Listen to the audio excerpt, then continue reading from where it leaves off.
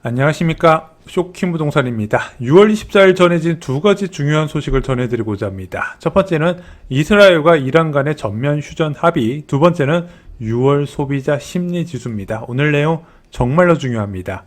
쇼킹부동산이 시장 전망하는 방법 아시나요? 저희는 상승이든 하락이든 방향을 정해놓고 영상을 제작하지 않습니다. 단기에 시장이 어떻게 움직일 것인가, 장기적으로 시장이 어떻게 움직일 것인가 각각의 보는 기준을 보면서 여러분께 말씀을 드리고 있어요. 자, 현재 부동산 시장은 어떤가요? 단기 전망이나 장기 전망이나 하락을 기대하기는 어렵다고 생각합니다. 그래서 단기적으로 집값을 안정시킬 방법은 부동산 대책을 좀 세게 발표해가지고 다 이제 관망을 유도하는 방법밖에 없다고 생각을 해요. 이것도 장기적인 전망이 상승을 이제 하기 때문에 일시적인 정책에 불과하다, 이렇게 말씀을 드립니다. 자, 그리고 장기적으로 집값을 안정시킬 방법은 현재는 금리를 지속적으로 올리는 방법밖에 없는데 현실적으로 이거는 불가능하죠.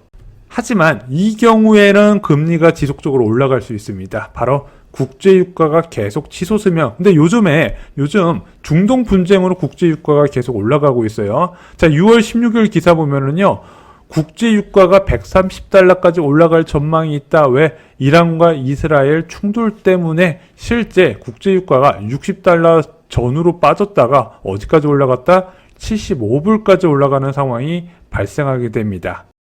많은 분들이 놓치시는 게 있는데 국제유가는 부동산 시장에 정말로 중요합니다. 왜? 인플레이션에 절대적인 영향을 주기 때문이죠.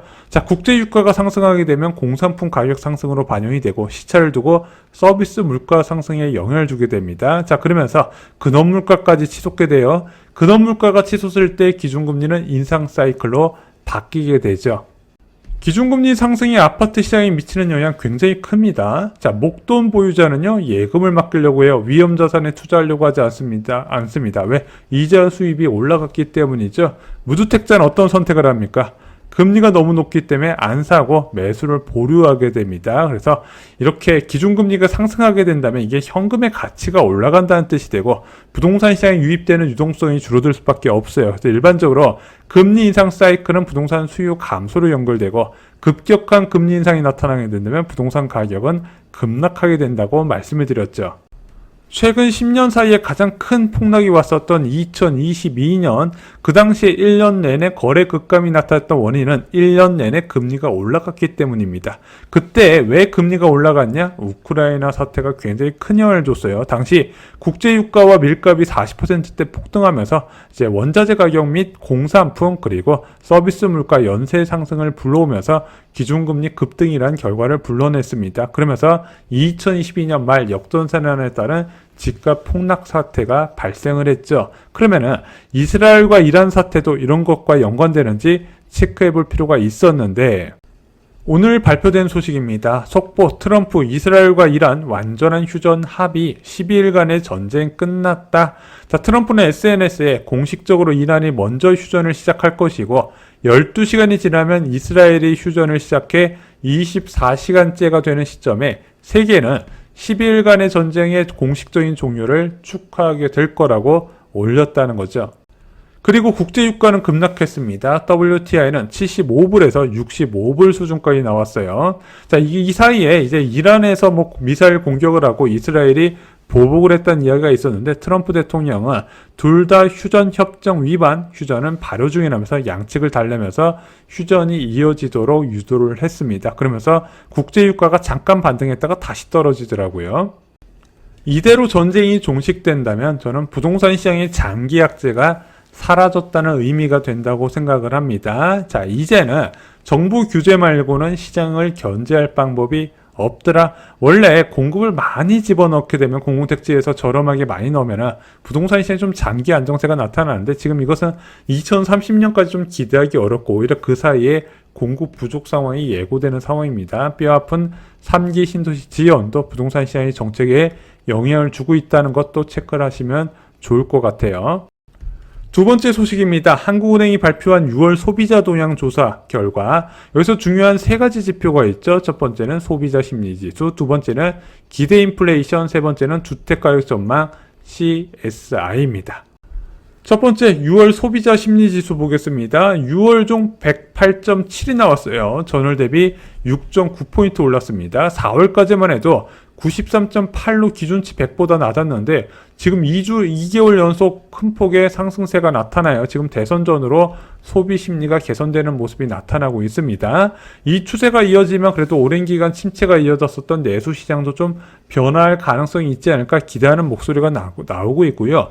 6월 수출이 8.3%로 깜짝 증가를 냈습니다. 그래서 제가 볼 때는 이것은 이제 이청용 총재 입장에서 생각보다 경기가 덜 나쁘네 이렇게 받아들이는 계기가 될 수 있습니다. 물론 지표는 연속성을 봐야 돼요. 실제 내수 지표가 어떻게 나올지 7월 수출도 이렇게 증가세가 이어질지는 좀 더 살펴봐야 될 것 같습니다.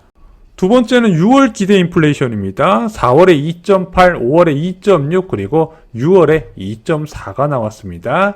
3년 후 기대 인플레이션, 5년 후 기대 인플레이션 모두 다 낮아지는 흐름을 보였어요. 자, 한국은행에서 좋아하겠죠. 이제는 이제 물가가 이제 한국의 기준금리 통화 정책에 영향을 주는 시점은 지났다고 생각합니다. 그래서 한때는 물가 그다음에 환율을 많이 보다가 지금은 주택 가격과 가계 부채를 더욱더 많이 고려하는 시기가 됐어요. 그러면서 유상대 한국은행 부총재가 이렇게 얘기했죠. 주택가격 상승은 더 큰 고려사항이 됐다고. 근데 지금 5월뿐만 아니라 6월 가계대출 증가세도 굉장히 큰 폭으로 늘어날 가능성이 커지는데 이거는 이제 3월에 시장이 과열돼서 그렇고요. 제가 볼 때는 7월엔 조금 둔화되지 않을까 좀 생각도 듭니다. 그러면 또 그때 한국은행에서 어떻게 받아들일지, 이게 DSR의 효과다 이렇게 받아들일지 아니면 좀 더 지켜보자고 할지는 살펴봐야 될 것 같아요. 세 번째는 6월 주택가격 전망 CSI입니다. 현재와 비교한 1년 후에 가격 전망을 보는 건데 저는 개인적으로 가장 정확한 부동산 심리 지표 중 하나라고 생각합니다. 자, 그런데 120이 나왔어요. 5월에 111에 비해서 한 달 만에 9포인트가 올라갔거든요. 자, 이게 얼마나 높은 수치냐? 작년 9월에도 조금 시장이 많이 과열됐었는데 그때가 119였습니다. 그것을 넘어갔어요. 자, 6월에도 이런데 7월, 8월, 9월에는 얼마나 올라갈 것인가 좀 예상이 안 되는 상황입니다. 이런 와중에 정부와 여당 대응이 좀 특이합니다. 자, 이춘석 경제 2분 과장 부동산 일시적 대책을 지향해야 된다. 근본적 해결책을 모색한다고 발표했고요. 여당의 진성준 의원도요. 윤석열, 오세훈 부동산 정책이 서울 집값 올렸다. 여당은 공공주택 공급을 늘린다고 이야기를 했어요. 이 사람들이 단기 대책과 장기 대책에 대해서 좀 구분을 못하는 것 같은데 저는 좀 이런 생각이 듭니다. 자, 누구나 그럴싸한 계획은 갖고 있다. 처맞기 전까지는 이대로 계속 시장이 과열되게 된다면 과연 여론이 허니문 기간 이후에도 우호적으로 기사를 내보낼지는 좀 생각을 해봐야 될 것 같습니다. 자, 부동산 시장에 대해서 좀 예상보다 늦게 대책이 나올 가능성도 한번 체크를 하시기 바랍니다. 요약해드리겠습니다. 국제유가의 추세는 통화정책과 맞물려 자산시장에 중대한 영향을 끼치게 됩니다. 최근에 중동 분쟁으로 국제유가가 꾸준히 올라가는 흐름이 나타났는데 이스라엘과 이란 간의 휴전 합의로 국제유가가 급락하는 모습이 나타납니다. 그래서 1년 전 대비 국제유가는 크게 낮은 수준, 이런 와중에서는 통화정책은 금리가 낮아지는 흐름으로 간다 말씀을 드렸죠. 자, 부동산 시장이 주요 악재가 해소되면서 정부 규제 외에는 시장을 제어할 수단이 없는 상황이 됐습니다. 이런 와중에 6월 주택가격 전망 CSI가 2024년 9월 수준을 넘었습니다. 1년 뒤 집값을 오를 것이라고 보는 응답자가 더 많아졌다는 의미인데 아직까지 정부는 단기 대책보다는 장기 대책에 포커스를 맞추고 준비하는 것처럼 보여지고 있습니다. 오늘 준비한 소식은 여기까지입니다. 오늘 영상 도움이 되셨나요? 도움이 되셨다면 구독과 좋아요 부탁드립니다. 감사합니다.